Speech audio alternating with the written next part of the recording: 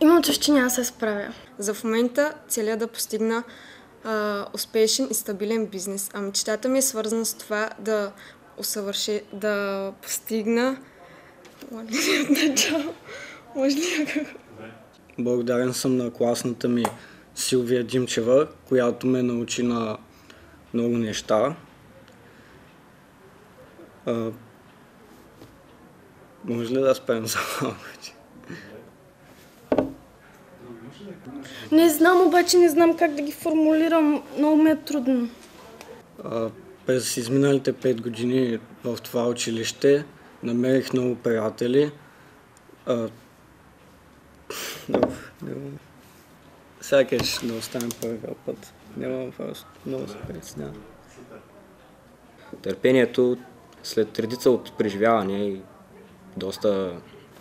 Извинете сега, моля да прекъсна, че още много се наглася. Не беше дълго, но не се подобри. Добре, може ли... Не мога, наистина не мога, много ми е трудно. Всеки един от нас е специален по свой собствен начин. Може ли да спрем за малко?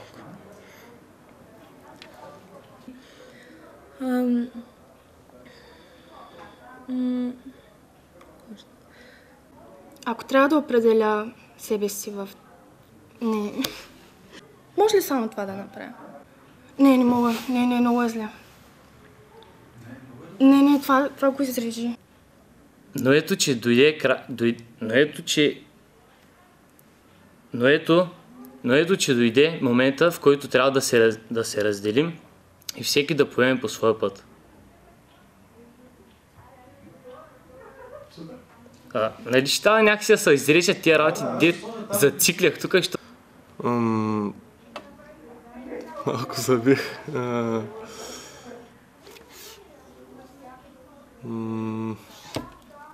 Точно се сетя мисълта си.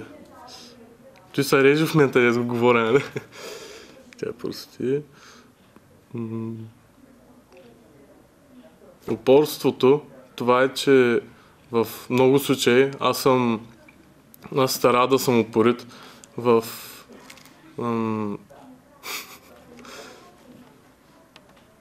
Ти ще се изрежиш, защото малко така...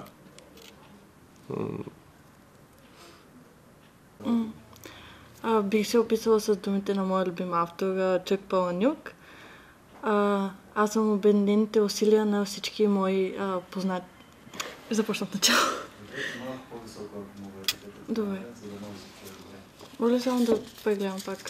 Да не го обърквам този цитат, че няма да стане точно цитат. Мисля, че точно това ще не остане, че... Така започна да го обърквам. Откъде започна? Значи от начало. Мечтая за... Тук точно не знам как да го кажа като... Ще го премисля.